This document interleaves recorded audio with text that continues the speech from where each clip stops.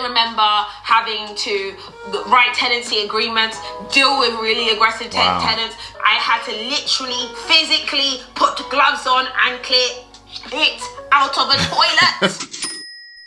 What's up YouTube, back with another property related reaction video. Today we're looking at Patricia Bright. If you don't know who Patricia Bright is, she's one of the UK's biggest content creators.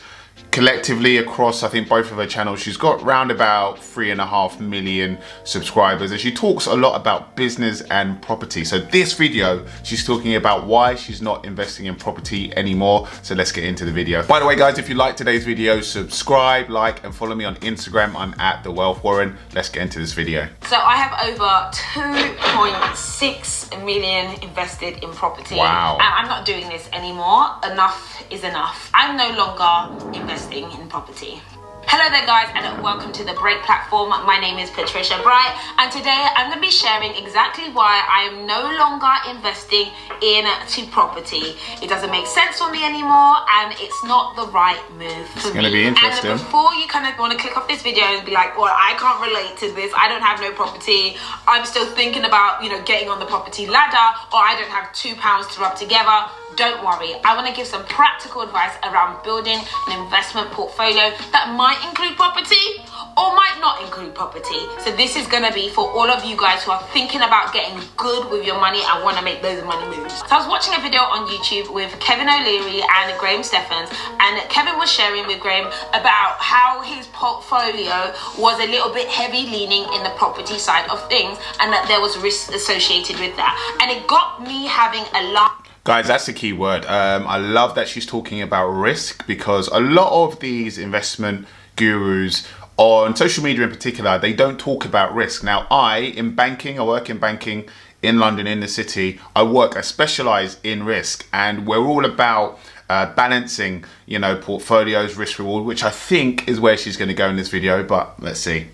Alarm bells ringing, because I'm probably in a very similar situation, and that I've invested a lot of money into property, and I've invested into property in one place, London residential homes. And as I mentioned, you can see a big number in the title. I have that much money invested, 2.6 million, because we're not afraid to talk about numbers anymore, okay? It's 2021, women have some money now. So I recognize, for me personally, that buying property is not going to be my strategy any longer, and it is not a strategy that everyone needs to take to be financially free. And I know that we all constantly get these ads around become a property millionaire, and I 100% love the idea as property as a form of investment, as part of a portfolio, but it is not the only thing that one has to do to... There we go. She hit the nail on the head. It can be part of a portfolio, but it shouldn't be the only thing in your portfolio. I, on this channel, talk exclusively, basically, about property. However, I do have a portfolio that has stocks, index funds to be precise. I have crypto and other forms of investment. So I like where this video is going. To be able to actually generate passive income, begin investing, and become financially free. Fundamentally, it actually requires a lot of cash up front. And I know that people say, well, you can get a bridging loan, and you can get this, and you can use other people's money. I hate all of those ideas, because I hate risk and I hate stress. And I'm going to share with you exactly why. In a nutshell, I've been very lucky. I've been able to have a boatload of cash. I've been a great creator. I've worked with great brands. I've built a couple of businesses. I've made passive income. Because of that, I have been able to generate cash to invest in properties. And with all the properties that I have in my portfolio, I've gone ahead and used cash to do that, which I would not advise everyone to do. And I know that most people don't have the cash to do that. I actually came from a background of my mum building property portfolios. And she's an immigrant, she was a nurse, and she used her nursing income to actually build her portfolio. And I remember being traumatized. Right, now that is amazing. So you've got Patricia, her mother, she's saying, came to the UK as an immigrant, as my grandparents did, and maybe your grandparents did as well. Her mum did what you're supposed to do, whether you're an immigrant or not, but especially if you're an immigrant coming to a new country, set your children up for the future. That's what I'm doing. I didn't have an inheritance from my grandma, but that's okay. That's okay. I've been blessed to have a good education, to hustle, to get into an industry that pays well. And now I'm not using my money to buy Balenciagas, to buy Armani, to buy BMWs. I'm putting my money into property and investment so that my kids can make a video like this 10 years from now. I remember being traumatized by the stress and the strain. I also remember having to write tenancy agreements, deal with really aggressive tenants, deal with really amazing tenants who I never wanted to see go. I had to literally, physically put gloves on and clear it out of a toilet when I was 18 years old because I was helping my mum with her portfolio. That stuff is traumatizing and it really did put me off. Yeah, it's the dark side of property investing. Pros and cons. When I became an adult and because I had some cash, I was like, you know what? It's one of the things I know, so I'll go into that, and I thus ended up. So I didn't actually know that Patricia Bright knew about property when she started getting into it. When I started watching her videos, probably about a year ago, and I saw that she was going into property, she was talking to people like Samuel Leeds, I thought she was doing it from scratch. So interesting to know that she has this whole background, this whole experience back in her teens and beyond that of actually, you know, being involved in property, writing tenancy agreements, dealing with tenants. She knew how to do it already, which is good for her. I didn't, but this is a teachable moment. So, you know, whether you know it already, whether your parents did it, your grandparents, your uncle did it, or not, like me, you have nobody, no connections that have done property before, you can still go into it and be successful because it's not hard to pick up. Building out my portfolio, but now I recognize the key principles of investing, which is important for protecting yourself in the long run, which is diversification. Having all magic word, diversification. Love my eggs in one basket makes me feel very scared, and I probably wasn't thinking about this that much earlier, and it's probably a bit of a mistake that I've made, but I'm glad that I've made those choices and I had made those investments. But now I'm ready to make my next move, and I think this applies to everyone. So the principle of investing is basically putting your money into something that you believe is going to grow, that you don't have to put your time or your effort in to make it happen. It's meant to generate passive income, and it's meant to grow because that thing does what it does. So here's how I'm going to be investing going forward, and some of the principles that I believe are valuable for a good portfolio. So index funds. You hate it, you love it. I love it because I am very risk averse. I tell you now that I will, if I hear Forex, if I hear... Guys, I love it. She's dropping some gems here. She's using key terms that you should know as an investor, regardless of what level you're at, but especially if you're just beginning. Diversification, so not just across the assets within her portfolio. So by that, I mean some property, some stocks, but she's actually using a very powerful tool when it comes to investing in stocks in particular, which are index funds.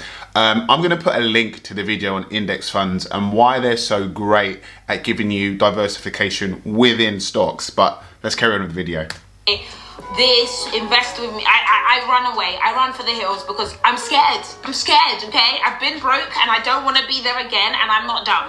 So for me, index funds are a really cool way for me to invest, have time in the market, and have all of the market versus just one particular thing. 40% is what I will be putting into index fund. But fundamentally, think about the stock market as a shop. Right, it's a shop. There's apples, there's oranges, there's literally Apple, and there's literally Amazon, and there's literally Tesla, and then there's all these different products, and you can pick each and every individual product, or you can buy a basket of all of these products, and even more so, and have a little tiny piece of all of them.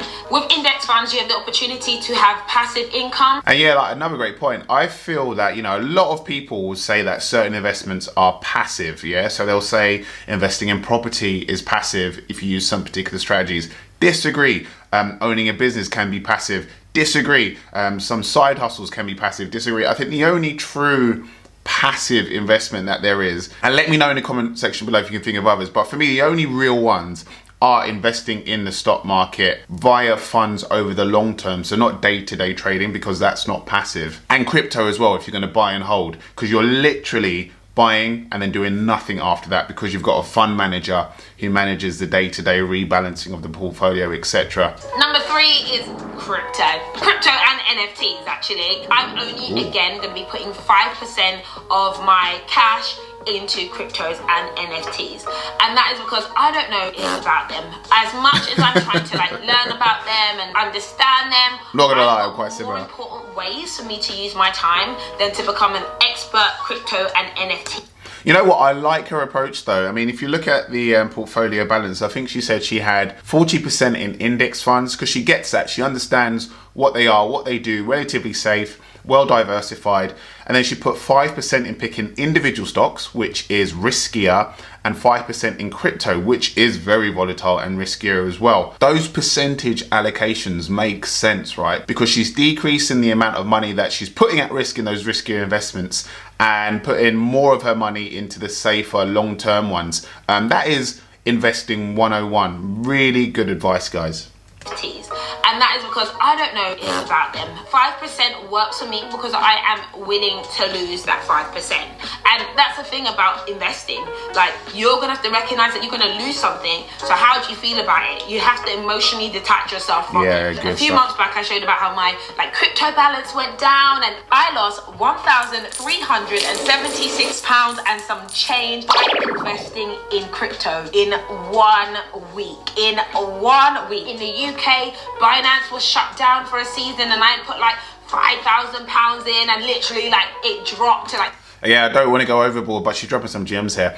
The example that she just gave of losing that amount in 1 week happens to everyone. The key question is, are you going to sell or not? Are you going to react to losing that amount? Because you don't lose that. It's only a paper loss. You don't lose it tangibly until you sell. So I'm guessing that she lost that amount, her balance went down, but she didn't sell, held on, and that value goes up and down over time. It happens to all of us. So as she said, the key is to take emotions out of investing, be in it for the long term. So therefore, if 1 month your portfolio takes a crash, takes a real hammering, you're not going to panic and sell. You're going to be like, okay, I'm going to ride this out because over the long term, this particular asset class has risen. Really important to have that as an investing principle, guys.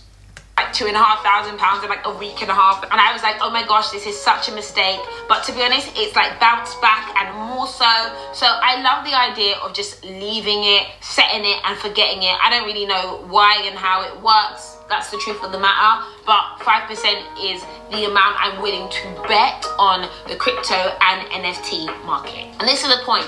Proportions matter.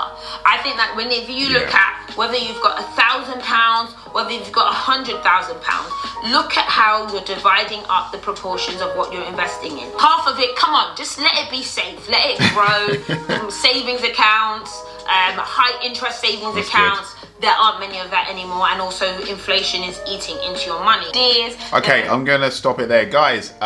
Great video. I mean, she has hit the nail on the head. A lot of what she said is what I learned during my first year in banking, just talking about key principles like diversification, like asset allocation across your portfolios, time in the market, inflation, and how your returns should beat inflation. I would recommend you guys go subscribe to her channel. It's called The Break. She gives a lot of great business advice because she's a great business woman. Big green tick from me as a banker, as a person who invests myself, and I really do follow a lot of the same principles and approaches that she does and that she's given away in this video. There are some gems here, guys. So guys, that's it for today's reaction video. If you like these types of videos, let me know in the comment section below. Drop a like and I'll do more of them. See you guys soon.